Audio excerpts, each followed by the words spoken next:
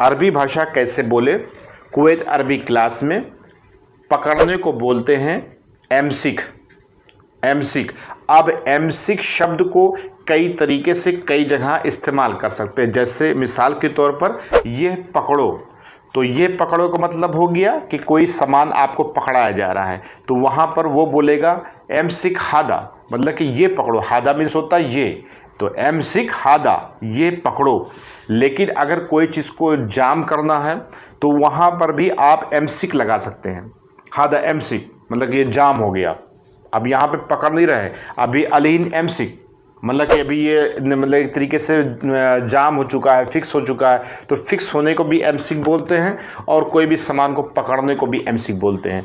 वैसे अमूमन आप बोल सकते हैं एमसिक हादा, ये सामान पकड़ो या ये चीज़ पकड़ो, जो भी चीज़ आपको दे रहा है। तो हादा मीन्स होता है ये, और एमसिक का मतलब होता है पकड़ना, ये चीज़ पकड़ो या ये पकड़ो।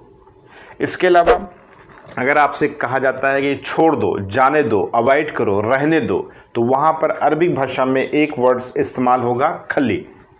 खल्ली, खल्ली मीन्स होता है छोड़ दो, अवॉइड कर दो, जाने दो, रहने दो, कुछ भी आप इस तरीके से आप खल्ली बोल करके आप अपना मामला हल कर सकते हैं।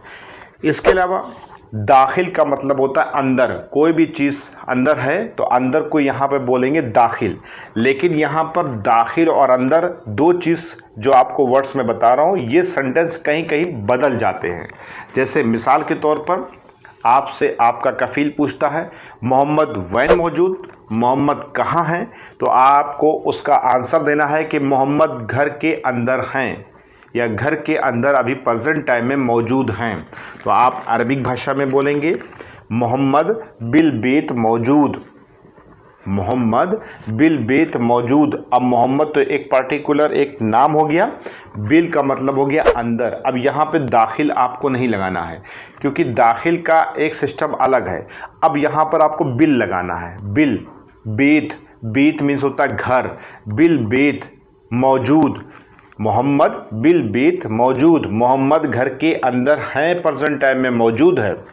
तो आपका कफ़ील आपसे बोलेगा ओके खली, मतलब कि रहने दो, कोई बात नहीं, अवॉइड कर दो, ओके, उसको सेटिस्फेक्शन हो गया, उसका सेंटेंस पूरा हो गया और वो अपना काम को अंजाम देगा। आप यहाँ पर ये बोलेंगे, तो यहाँ पर आपने बिल लगाया, दाखिल नहीं लगाया।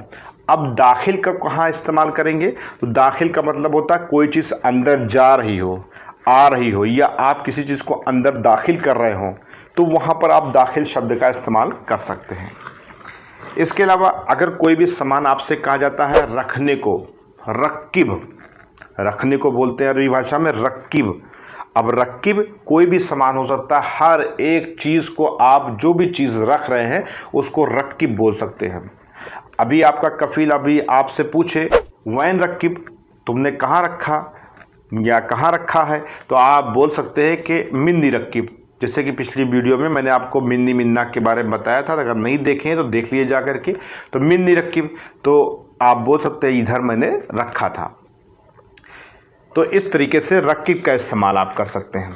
अब रक्किब जो है ना, वो हर एक वर्ड्स में जो भी सामान आप जहाँ भी उठाए धरेंगे, जहाँ भी रखेंगे, वो रक्किब इस्तेमाल होगा। चाहे आप जो है एक कोई भी सामान कुर्सी भी उठा के रख दें तो आप बोल सकते हैं अना रक्किब मिन्नी, मैंने इधर रखा था, मैंने इधर रखा था, अना मिन्नी रक्किब। तो रक्किब का मतलब आप समझ चुके हैं, रखना। अगर आपसे पूछा ये जाए कोई कि ये रखो, तो अब आप जान जाइए, पहले अभी वीडियो शुरू की थी तो ये का मतलब मैंने हादा बताया था। तो आपसे बोला जाएगा हादा रक्किब, हादा रक्किब मतलब ये रखो। तो आप बोलेंगे ओके, उठा करके जो भी सामान आपको दिया जा रहा है वो रख देंगे खली बल्ली। इसके अलावा अगर आपसे कोई सामान कहा जा रहा उठाओ, तो उठाने को यहाँ पे बोलते शील। अब अगर आपसे ये पूछा जाए कि ये उठाओ, अब यहाँ पर ये जुड़ गया, तो आप बोलेंगे हादा शील, या आप बोल सकते हैं शील हादा। तो यहाँ पे शील हादा अगर आप बोलेंगे तो कोई भी सामान या जो भी सामान आपसे बोला जा रहा है उसको उठाना है। तो अगर आपसे कोई भी, चाहे आपसे बोरी हो, चाहे कोई सामान हो, कहीं भी कोई सामान, शील हादा रक्किब मिन्नी मतलब कि ये उठाओ और उधर रख दो, शील हादा रक्किब मिन्नी, तो आप उधर रख सकते हो। अब यहाँ पर शील मीन्स होता है बहुत जगह इस्तेमाल कर सकते हैं। जैसे मान लीजिए कोई भी चीज़ पड़ा हुआ है तो शील हादा, आप उसको उठा लो। कोई भी चीज़ को उठाना है स्पेशली, उसको भी बोल सकते हैं शील हादा। अगर वही चीज़ उठाकर अगर फेंकना हो आपको, अगर आपसे कफील कहे शील हादा और ये मतलब ये उठाओ और फेंक दो, घर के बाहर फेंक दो, तो आपसे अरबी भाषा में आपका कफील यही बोलेगा शील हादा, ये उठाओ और घर के बाहर फेंक दो। बर्रा गित्ता, बर्रा गित्ता, गित्ता मीन्स होता है फेंकना, बाहर फेंक दो। ये उठाओ और बाहर फेंक दो। शील हादा वद्दी मिन्नी, अब वद्दी का मतलब होता है उधर छोड़ दो। गित्ता मीन्स होता है फेंकना होता है। तो अगर आपसे कहा जा रहा है कि गित्ता मतलब कि शील हादा गित्ता बर्रा, मतलब कि ये सामान उठाओ बाहर फेंक दो। लेकिन अगर आपसे कफील आपका ये बोल रहा है शील हादा वद्दी मिन्नी या वद्दी बेत या वद्दी बर्रा या वद्दी सदीक बेत, तो यहाँ पर वो सेंटेंस आप बोल सकते हैं। जैसे कि मिसाल के तौर पे अगर ये सामान आपको उठाना है, उसके घर के बाहर छोड़ना है, या आपके कोई घर का उसके सदीक वगैरह फ्रेंड वगैरह, सदीक बोलते हैं दोस्त को, दोस्त के घर पे छोड़ना है, कोई भी सामान यहाँ से उठा करके किसी के घर कहीं पे ले जाकर अगर छोड़ना है या पहुँचाना है तो उसे वद्दी बोलते हैं। शील हादा वद्दी मिन्नी मतलब उधर जाकर के छोड़ दो, या वद्दी रकीब बोल सकते हैं, या आपको वहाँ से उठा करके वहाँ रखना है या किसी के यहाँ ले जाके छोड़ना है तो वद्दी बोलते हैं यहाँ पर। और अरबिक भाषा में आप वद्दी बोल सकते हैं। इसके अलावा शील मीन्स होता उठाना, गित्ता मीन्स होता है फेंकना, बर्रा मीन्स होता है बाहर। ऑलरेडी मैंने वैकैब को भी आपको अच्छी तरीके से समझा दिया है और भी मैं वीडियोस में वैकैब को लाता रहूँगा। अगर आप सब्सक्राइब किए रहेंगे तो बहुत सारी वीडियोस के ज़रिए से अरबी बोलना जल्दी से आप सीख जाएंगे।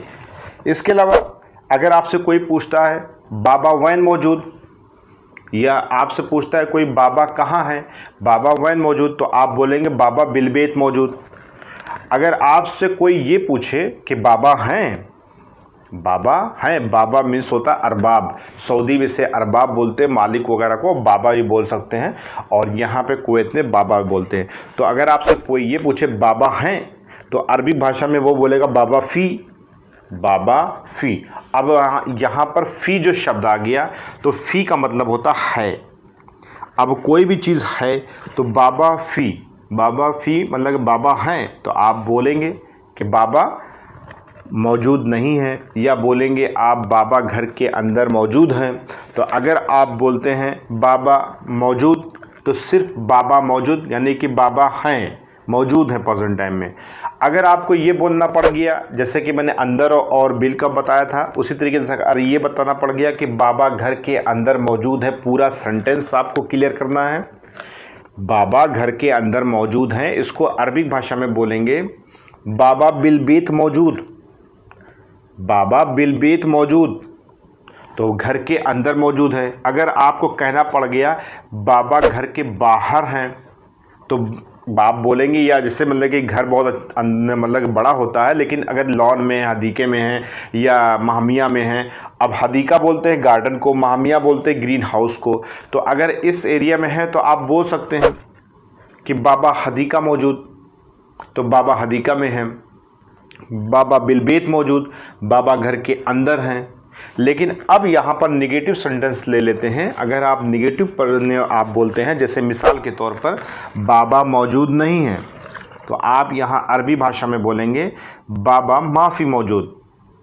अब यहाँ पर माफ़ी का मतलब होता सॉरी नहीं, माफ़ी का मतलब होता नहीं, बाबा माफ़ी मौजूद। और अरबिक को अगर बिगनर से थोड़ा से और एबव लेके जाते हैं तो यहाँ पर इसी नेगेटिव सेंटेंस में और भी चीज़ें जोड़ सकते हैं। जैसे माफ़ी को टोटल हटा देंगे यहाँ पर। वैसे फ़िलहाल मैं नेगेटिव वर्ड्स को नहीं को कितनी बार कहाँ कहाँ कैसे कैसे बोलते हैं पिछली वीडियो में मैंने बताया था, आप जा कर के देख लीजिए। तो यहाँ पर अगर आपको बोलना बाबा मौजूद नहीं है और बिगनर से एबव हैं, तो आपको बोलना है बाबा माँ को मौजूद, बाबा माँ को मौजूद। यहाँ पर अगर माँ को भी लगाएंगे तो भी नहीं से ताल्लुक़ करता, लेकिन अगर आप सिंपल वे में अरबिक भाषा बोलना चाहते हैं तो बाबा माफ़ी मौजूद, बाबा नहीं है यहाँ पर। तो अगर आपका सामने वाला आदमी बोलता अलहिन बाबा वैन, अलहिन बाबा वैन, अभी बाबा कहाँ हैं, अलहिन बाबा वैन मौजूद, अलहिन बाबा वैन, तो आप बोल सकते हैं बाबा दवाम मौजूद, बाबा बर्रा मौजूद, बाबा बिलबेत मौजूद, मतलब कि बाबा जो है ऑफिस में हैं, बाहर हैं, घर के अंदर हैं, आप बोल सकते हैं। लेकिन अगर आपको यहाँ पर ये सेंटेंस बोलना पड़ जाए कि मुझे नहीं मालूम, मुझे नहीं मालूम कि जो तुम इतनी बकवास कर रहे हो, मुझे नहीं मालूम कि जो तुम इतना पूछ रहे हो बाबा कहाँ हैं, अगर आपको एक वर्ड में जवाब देना हो आई डोंट नो, मुझे नहीं मालूम, तो इसको अरबिक भाषा में बोलेंगे अना मादरी, अना मादरी, मुझे नहीं मालूम। अगर आपसे कोई पूछता है बाबा कहाँ है, बाबा वैन मौजूद, तो आप बोल सकते हैं। अगर आपको ये सब चीज़ें की जानकारी नहीं ना है, कहाँ पे हैं कहाँ पे नहीं है, तो उसको आप बोल सकते हैं कि मुझे नहीं मालूम, आई डोंट नो, तो आप बोल सकते हैं अरबी भाषा में उसे अना मादरी, अना मादरी। अब यहाँ पर आपका अना मादरी का जो अर्थ होगा हिंदी में मुझे नहीं मालूम। अभी आप कंफ्यूज होंगे कि आपको मैंने नहीं का जो शब्द बताया था वो माफ़ी बताया था, माँ को बताया था, लेकिन यहाँ पर तो हमने इस तरह का कोई वर्ड्स यूज़ नहीं किया। तो इसके लिए आपको जाकर के निगेटिव सेंटेंस समझने के लिए आपको मेरी जो है ना पिछली वीडियो देखना पड़ेगी, जहाँ पर हमने निगेटिव वर्ड्स को कहाँ कहाँ कैसे कैसे इस्तेमाल किया जाता है उसको मैंने बता रखा है।